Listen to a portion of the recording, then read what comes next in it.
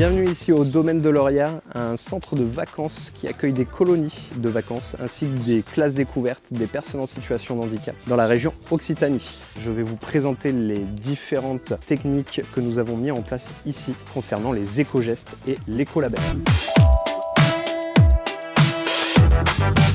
Pour exclure tout ce qui était produits chimiques un maximum sur la structure, on a trouvé cette solution qui sont ces machines à air pulsé en gros. Donc ça récupère les molécules de O2 d'oxygène pour pouvoir les transformer en molécules de O3 qui permettent de désinfecter les surfaces. Donc c'est virucides, bactéricides et désinfectants grâce aux molécules d'ozone qui sont propulsées dans l'air.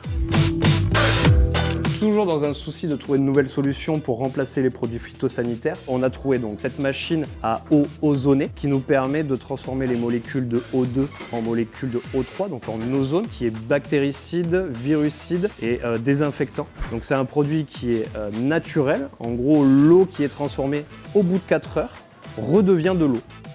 Pour moi aujourd'hui, ce produit-là, qui n'en est pas un du coup, qui est juste de l'eau ozonée, il n'y a pas mieux en termes de sensibilisation à l'environnement parce qu'il n'a aucun impact sur notre structure, sur notre environnement et sur la nature et la biodiversité.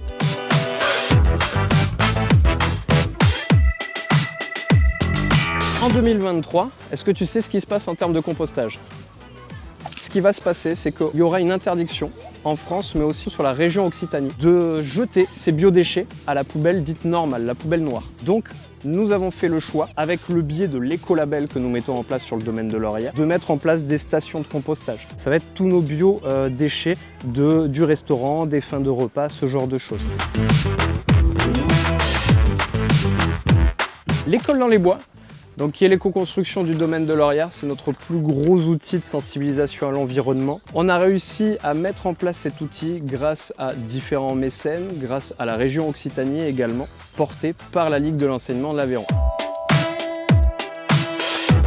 Et du coup, est-ce que tu sais combien de litres d'eau est utilisé dans une chasse d'eau classique ? C'est à peu près 9 litres d'eau. C'est quand même énorme. C'est plus d'un pack de 6 bouteilles. Dans l'école dans les bois, notre éco-construction, on a fait le choix d'installer des toilettes sèches.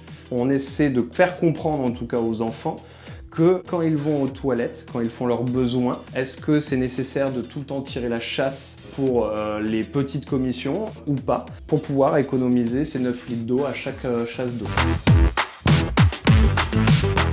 Bienvenue ici dans l'école dans les bois, qui est notre plus gros outil de sensibilisation. On a plusieurs biais pour pouvoir sensibiliser les enfants à toutes les démarches éco-citoyennes et surtout aux éco-gestes. Il y a quelque chose de merveilleux, c'est qu'on utilise généralement un tableau blanc pour apprendre. Nous ici, on utilise directement la vision que nous avons sur la forêt.